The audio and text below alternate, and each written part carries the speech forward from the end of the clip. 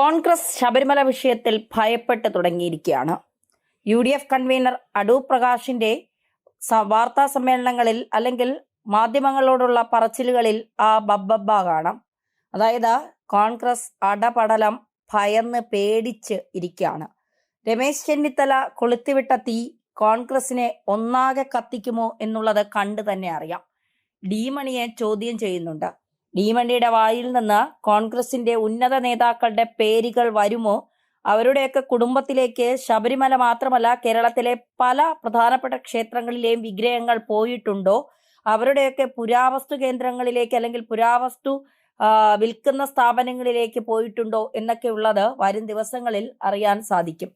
ശബരിമല സ്വർണ്ണക്കൊള്ളയുമായി ബന്ധപ്പെട്ട ഏറ്റവും പുതിയ സംഭവ വികാസങ്ങളാണ് നടക്കുന്നത്. സ്വർണ്ണക്കൊള്ളയിൽ ഡി മണി എന്നറിയപ്പെടുന്ന ഒരു നിഴൽ വ്യക്തിയെക്കുറിച്ചുള്ള വിശദമായ അന്വേഷണ സംഘം നടത്തുന്നു. തമിഴ്നാട്ടിലെ ദിണ്ടിക്കൽ സ്വദേശിയായ ബാലമുരുകനാണ് ഡി മണി എന്ന പേരിൽ അറിയപ്പെടുന്നത്. ഡിസംബർ 25 വ്യാഴാഴ്ച ഡി മണിയുടെ സഹായി തമിഴ്നാട് വിരുദനഗർ സ്വദേശി ശ്രീകൃഷ്ണനെ പ്രത്യേക അന്വേഷണ സംഘം കസ്റ്റഡിയിലെടുത്ത് ചോദ്യം ചെയ്തിരുന്നു. ദിണ്ടിക്കൽ ബാലമുരുകൻ പല പേരുകളിൽ അറിയപ്പെടുന്നു. ഇയാളുടെ മുഖ്യ ഇടപാട് വിഗ്രഹ കച്ചവടമാണ്. ഇന്ന് SIT അയാളെ ഈഞ്ചക്കലിലെ ഓഫീസിലെത്തിച്ച് അയാളിൽ നിന്ന് ചോദ്യങ്ങൾ ചോദിക്കുകയാണ്, അയാളിൽ നിന്ന് ഉത്തരങ്ങൾ ശേഖരിക്കുകയാണ്. കള്ളക്കടത്ത് ശൃംഖലയിലെ ഒരു പ്രധാന കണ്ണിയാണ് ഡി മണി. തനിക്ക് കിട്ടിയ രഹസ്യ വിവരങ്ങൾ രമേശ് ചെന്നിത്തലയാണ് പ്രത്യേക അന്വേഷണ സംഘത്തെ അറിയിച്ചത്. തുടർന്ന് മലയാളി ആയ ഒരു പ്രവാസി വ്യവസായിയെ അന്വേഷണ സംഘം കാര്യങ്ങൾ അറിയാനായി ബന്ധപ്പെട്ടു. അദ്ദേഹത്തിൽ നിന്ന് ലഭിച്ച വിശദ വിവരങ്ങളുടെ പശ്ചാത്തലത്തിലാണ് പിന്നീട് ഡി മണിയെക്കുറിച്ച് പ്രത്യേക അന്വേഷണ സംഘം അറിയുന്നത്. തങ്ങളുടെ നിരീക്ഷണവും അന്വേഷണവും ആരംഭിക്കുന്നത് പുരാതന വസ്തുക്കളുടെ വ്യാപാരിയായി ചെന്നൈയിലും ദിണ്ടിക്കലിലുമൊക്കെ അറിയപ്പെടുന്ന ബാലമുരുകൻ തന്നെയാണ് ഡി മണി എന്ന പെട്ടെന്ന് തന്നെ അന്വേഷണ സംഘം ഉറപ്പിച്ചു. ദുബായിൽ ബാലമുരുകൻ അറിയപ്പെടുന്നത് ഡി മണി എന്ന പേരിലാണ്. ചിലർ അയാളെ ദുബായ് മണിയെന്നും ചിലർ ദാവൂദ് മണിയെന്നും വിളിക്കുന്നു. ദിണ്ടിക്കൽ ബാലമുരുകനെ തിരുവനന്തപുരത്ത് SIT ആസ്ഥാനത്തേക്ക് കൊണ്ടുവന്നിട്ടുണ്ട്. ചോദ്യം ചെയ്തതിനു ശേഷം ഇയാൾ തിരികെ വീട്ടിലേക്ക് പോകാൻ അനുവദിച്ചെങ്കിലും പിന്നീട് തമിഴ്നാട് പോലീസിന്റെ കർശന നിരീക്ഷണത്തിൽ ഇയാളെ വീണ്ടും എത്തിച്ചിട്ടുണ്ട്. കേരള പോലീസ് സംഘം അന്വേഷിക്കുന്ന ഒരു വ്യക്തിയാണ് ഡി മണി എന്ന വിവരം തമിഴ്നാട് പോലീസിനെ അറിയിച്ചിട്ടുണ്ട്. തുടർന്ന് സർക്കാരിന്റെ നിർദ്ദേശമനുസരിച്ച് പോലീസ് സംവിധാനം ഇയാളെ പൂർണ്ണമായി നിരീക്ഷിക്കുന്നു. തങ്ങളുടെ വല ഭേദിച്ച ഇനി ദിണ്ടിക്കൽ ബാലമുരുകൻ രക്ഷപ്പെടില്ല എന്ന പ്രത്യേക അന്വേഷണ സംഘം ഉറപ്പിക്കുന്നു. എന്നാൽ ഇയാളുടെ പശ്ചാത്തലത്തെയും ഇയാളുടെ ഇടപാടുകളെയും കുറിച്ചുള്ള വിവരങ്ങൾ രഹസ്യാത്മകമായി സൂക്ഷിക്കുകയാണ് പ്രത്യേക അന്വേഷണ സംഘം. ഡി മണി കൊടുക്കുന്നതോടെ ഇയാളുമായി ചുറ്റിപ്പറ്റി നിൽക്കുന്ന നിരവധി രഹസ്യങ്ങളുടെ ചുരുളഴിയുമെന്നും അന്വേഷണ സംഘം കണക്കുകൂട്ടുന്നു. അത്യന്തം ആശങ്കയുണ്ടാക്കുന്ന മറ്റു ചില വിവരങ്ങൾ കൂടി പുറത്തു വരുന്നു. ദുബായ് മലയാളി വ്യവസായി വെളിപ്പെടുത്തിയ ചില കാര്യങ്ങൾ ജയലളിതയുമായി ബന്ധമുള്ള ആളുകളാണ് ഡി മണിയെയും കൂട്ടാളികളെയും തനിക്ക് പരിചയപ്പെടുത്തിയത് എന്നാണ് പ്രവാസി മലയാളിയുടെ മൊഴി. ചുരുക്കത്തിൽ വിഗ്രഹക്കള്ളക്കടത്തിൽ ഏർപ്പെട്ടിരിക്കുന്ന ഈ സംഘം വളരെ വേരോട്ടമുള്ള ഒരു സംവിധാനത്തിന്റെ ഭാഗമായി പ്രവർത്തിക്കുന്നു. കേരളത്തിലും തമിഴ്നാട്ടിലും ചെന്നൈയിലും പിന്നെ ദുബായിലുമൊക്കെ കേന്ദ്രീകൃതമായി പ്രവർത്തിക്കുന്ന വലിയൊരു പുരാവസ്തു കള്ളക്കടത്ത് സംഘത്തിന്റെ പിന്നാമ്പുറ കഥകളാണ് ഇപ്പോൾ പുറത്തു വരുന്നത്. ശബരിമല മാത്രമായിരുന്നില്ല ഈ സംഘത്തിന്റെ ലക്ഷ്യം. കേരളത്തിലെ ഏറ്റവും സമ്പന്ന ക്ഷേത്രങ്ങളിലെ ഒന്നായ തിരുവനന്തപുരം പത്മനാഭസ്വാമി ടെമ്പിളും ഇവർ ലക്ഷ്യമിട്ടിരുന്നു. പത്മനാഭസ്വാമി ക്ഷേത്രത്തിൽ നിന്ന് വിഗ്രഹങ്ങൾ കടത്താൻ കൃത്യമായ പദ്ധതികൾ ഇവർ തയ്യാറാക്കി. ശബരിമലയിൽ മാത്രമല്ല തിരുവനന്തപുരത്തെ പത്മനാഭസ്വാമി ക്ഷേത്രത്തിൽ നിന്നും വിഗ്രഹങ്ങൾ കൊള്ളയടിക്കാൻ ഉണ്ണികൃഷ്ണൻ പോറ്റി തന്നെയാണ് ഇടനിലക്കാരനായി പ്രവർത്തിച്ചത്. ഡി മണി എന്നത് ഒരു ഓമന പേര് മാത്രം. ഇയാളുടെ യഥാർത്ഥ പേര് പുറത്തുവന്ന സ്ഥിതിക്ക് ഇനി കൂടുതൽ വെളിപ്പെടുത്തലുകൾ ഉണ്ടാകുമെന്ന് പ്രത്യേക അന്വേഷണ സംഘം കരുതുന്നു. 2019-20 കാലഘട്ടത്തിൽ ശബരിമലയിലെ 4 പഞ്ചലോക വിഗ്രഹങ്ങൾ ഇയാളുടെ നേതൃത്വത്തിൽ കേരളത്തിൽ നിന്ന് കടത്തി എന്നതാണ് ഏറ്റവും ഒടുവിൽ അതിശക്തമായി ഉയർന്ന ആരോപണം. ഈ ആരോപണം ശരിവെക്കുന്ന തലത്തിൽ പ്രത്യേക അന്വേഷണ സംഘം തങ്ങളുടെ അന്വേഷണം വ്യാപിപ്പിച്ചിട്ടുണ്ട്. കേരളത്തിൽ നിന്ന് ഏകദേശം 1000 കോടി രൂപയുടെ തട്ടിപ്പിന് സംഘം പദ്ധതിയിട്ടിരുന്നു. US, യൂറോപ്പ്, ഓസ്ട്രേലിയ, ഗൾഫ് എന്നിവിടങ്ങളിലെ സ്വകാര്യ ശേഖരണക്കാരുമായി ഇതിനായി സംഘം വിലപേശൽ നടത്തി.